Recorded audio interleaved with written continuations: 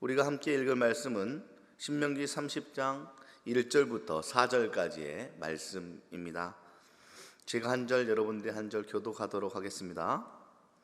내가 내게 진술한 모든 복과 저주가 내게 임함으로 내가 내 하나님 여호와로부터 쫓겨난 모든 나라 가운데서 이 일의 마음에서 기억이 나거든 너와 내 자손이 내 하나님 여호와께로 돌아와 내가 오늘 내게 명령한 것을 온전히 따라 마음을 다하고 뜻을 다하여 여호와의 말씀을 청종하면 내 하나님 여호와께서 마음을 돌이키시고 너를 긍휼히 여기사 포로에서 돌아오게 하시되 내 하나님 여호와께서 흩으신 그 모든 백성 중에서 너를 모으시리니 내 쫓겨난 하늘가에서라도 내 하나님 여호와께서 거기서 너를 모으실 것이며 거기서부터 너를 이끄실 것이라. 아멘. 하나님의 귀한 말씀입니다. 인생은 선택의 연속이죠. 오늘도 아마 혹여나 아침에 일어나면서 갈까 말까의 선택의 기로 앞에 피로함을 이겨내시고 옷을 차려입으시고 말씀의 자리에 나오시는 선택을 하신 분이 아마 여러분이시지 않을까 싶은 생각도 한번 해봅니다. 누구나 지혜로운 선택을 하기를 간절히 원하죠. 하지만 결과가 반드시 그렇지 않습니다. 지혜롭지 못한 선택을 하는 경우가 있지요. 그리스도인이라면 선택의 기로에 설 때마다 어떻게 선택을 해야 할까? 오늘 하나님께서 우리에게 말씀해 주신 지혜를 통하여서 그 해답을 알아차리는 시간을 가졌으면 좋겠습니다. 사람들이 흔히 하는 말이 있습니다. 세상이 더하면 더할수록 말씀대로 살기가 참 어렵다라고 이야기를 합니다. 자신의 연약함과 또 혹은 말씀대로 애써 살아보려고 했을 때에 닥쳐오는 어려움 가운데 실패하는 경험에서 나오는 말이겠지요. 이 말은 또한 우리가 살아가는 주변 환경과 함께하는 사람들로부터 말씀대로 살아보려고 했다가 받았던 어떠한 악한 영향력이나 비판적인 일들을 당했을 때 하는 말이기도 합니다.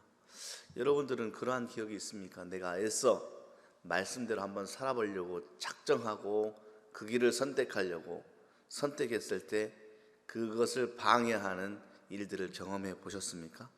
우리는 그 가운데 말씀대로 살기 참 어렵다라고 이야기를 합니다. 그런데 이러한 마음을 가져버리고 어떠한 말씀에도 순종하기가 쉽지 않겠다라고 그 관문의 벽을 높이 내가 스스로 세워버리면 우리는 말씀대로 살기가 정말로 힘든 사람이 되어버린다는 사실을 오늘 이 아침에 꼭 기억해야 합니다. 그리스도인들은 말씀이 우리에게 꼭 필요하며 반드시 지켜야 하고 또 지킬 수 있는 하나님의 말씀을 인정하는 태도를 가져야 합니다. 물론 우리의 능력으로는 불가능하지요. 하지만 하나님은 우리에게 불가능한 어떠한 것을 요구하시는 분이 아니라는 사실을 기억해야 합니다. 쉽게 이야기하자면 오늘 우리에게 주신 말씀처럼 하나님이 모세의 입술을 통하여서 출애굽 2세대들 이제 가나안 약속의 땅을 향하여 들어가고자 준비하고 있는 그들을 향하여 너희들이 출애굽부터 시작하여서 광야 40년 가운데 너희들이 스스로 선택의 기로에 설 때마다 선택했던 악한 선택과 하나님이 원하셨던 지혜로운 선택들을 기억해봐. 악한 선택을 했을 때 왔던 저주를 기억해보고 하나님의 말씀대로 선택을 했을 때 받았던 복들을 기억해봐. 그것들을 기억하며 이제 가나안 땅에 들어가면 반드시 하나님의 말씀을 기억하여 너희들의 온 마음과 뜻과 정성을 다하여 말씀대로 살기를 작정하고 그러한 선택, 말씀의 선택을 하며 살기를 간절히 바란다라고 오늘 성경은 이스라엘 백성들과 또한 우리에게 강력하게 권면하고 있습니다.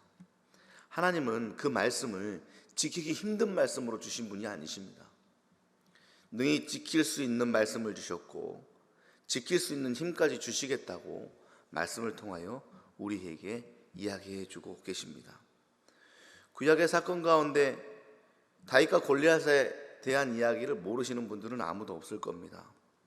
전장에서 많은 장군과 병사들이 있었지만 그 누구도 골리앗에게 맞서 싸우려고 발걸음을 떼어 골리앗을 향해 나아간 사람이 하나도 없었죠. 골리앗의 온갖 욕설과 조롱에 불구하고 다치는 나의 마음, 모욕당하는 우리 민족에 대한 억울함을 품고도 그 골리앗을 향해 발자국을 뗀 사람은 한 명도 없었습니다. 나가면 죽을 게 뻔한데, 아니 여기 왕도 있고 장군들도 있고 나보다 상사들도 있는데 굳이 내가 나설 필요가 뭐가 있겠어? 라는 마음이 말씀을 붙들어야 될 선택의 기로 앞에서 발자국을 그대로 땅에 박고 있도록 만드는 생각들이지요. 그런데 그곳을 향해 나아갔던 믿음의 용사 다윗이 있었음을 우리는 기억하고 있습니다. 창조적 소수, 그러한 창조적 소수가 세상을 새로운 길로 안내했고 세상을 발전시켰고 세상을 이끌어가는 리더가 되었다는 사실을 우리는 오늘 말씀 앞에서 기억해야 합니다. 지금 세대가 어떤 세대가 됐나요? 다수가 진리가 되어버린 세대 아닙니까? 민주주의 너무나도 좋죠. 개인의 인권을 보장하기 위한, 그리고 다수의 의견을 결정하는 민주주의가 때로는 지혜롭지 못할 때가 많이 있습니다. 다수가 잘못된 것을 선택할 때가 있기 때문에 그렇습니다. 우리는 하나님의 말씀으로 나의 삶을 선택할 수 있는 지혜를 달라고 늘 기도하며 이 힘든 세상, 다윗의 마음을 가지고 골리앗을 향하여 나아갈 수 있는 발자국의 용기를 갖는 우리가 되길 오늘 이 아침 기도한다면, 다윗처럼 창조적 소수, 다수의 진리를 아름답게 이끌어갈 수 있는 창조적 소수의 삶을 살아갈 수 있게 될 것입니다. 그런 데는 용기가 필요하죠. 야, 말씀대로 살기 힘든 세상이야의 삶을 깨뜨리고 말씀대로 살 수 있는 세상이야를 외칠 수 있는 우리가 될 줄 믿습니다. 아브라함이 모든 기득권을 버리고 본토 친척 아비지를 떠나지 않았습니까? 창조적 소수, 창조적 리더가 되었습니다. 모세는 노인이 되어서도 늦은 나이에도 이스라엘을 애굽의 노예 생활에서 해방시키는 리더가 되었고, 여호수아와 갈렙 역시 다수가 아니 우리는 할 수 없어, 우리는 그들의 밥이야 라고 평가했지만 그들은 하나님의 말씀을 선택하여 하나님의 언약을 붙들고 가나안을 평가했던 사람들이었습니다. 오늘 우리들이 지킬 수 있는 말씀을 붙들고 세상을 평가할 수 있는 지혜를 가지고 세상을 향해 나아간다면 하나님께서는 능히 골리앗을 때려눕히듯 세상을 이길 수 있는 힘과 또한 더 나아가 세상을 품어낼 수 있는 넓은 가슴을 우리에게 허락하여 주실 것입니다. 그런 자에게 하나님께서 오늘 우리에게 무엇을 예비하셨냐면 우리에게 주실 은혜를 예비했습니다.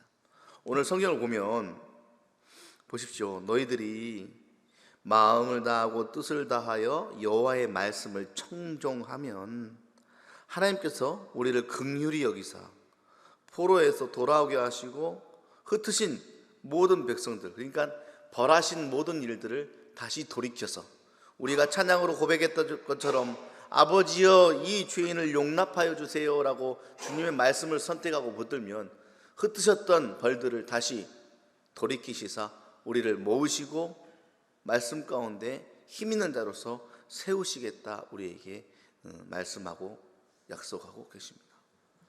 그런 자들을 향하여 오늘 우리에게 주시고자 예비하신 은혜가 있을 줄 믿습니다. 그러니 사랑하는 여러분, 하나님은 우리에게 은혜를 베푸시고 평강 주시기를 원하시는 하나님이심을 기억하며 하루를 시작하시기를 바랍니다. 하나님은 우리에게 은혜 주시기를 원하시고 평강 주시기를 원하십니다. 우리에게 땅을 주시고 그 땅에서 누릴 복을 예비하시는 분이 하나님이시며, 하나님은 은혜의 공급자이시며 이 세상의 주관자이십니다. 그러니 말씀대로 살 수 있는 세상입니다. 좋은 것을 구하시고 바른 길을 선택하시면 주님은 우리가 구하기를 원하시며 우리의 소원을 이루어 주시는 것을 원하시는 분이시기에 그 길 가운데에 마땅히 예비하신 은혜를 우리에게 주실 줄 믿습니다. 여러분, 각자마다 오늘 하루 가운데 또다시 선택해야 될 기로에 서시게 될 것입니다. 여러분들은 무엇을 선택하시겠습니까? 하나님은 우리에게 생명을 선택할 수 있는 의지와 능력을 주셨습니다. 생명을 붙드십시오. 말씀을 붙드십시오. 그 능력으로 악한 길, 오만한 자의 길, 죄인의 길에 들어서지 않도록 깨어 사시는 하루가 되십시오. 오늘 우리의 선택이 내일의 삶을 송두리째 바꿀 수 있다는 사실을 기억하는 하나님의 백성이 되어 하나님의 길에 서서 이 길에 나와 함께 걷자라고 두 손을 내밀 수 있는 용기 있는 자, 창조적 소수, 세상을 변화시키는 빛과 소금이 되시기를 바랍니다.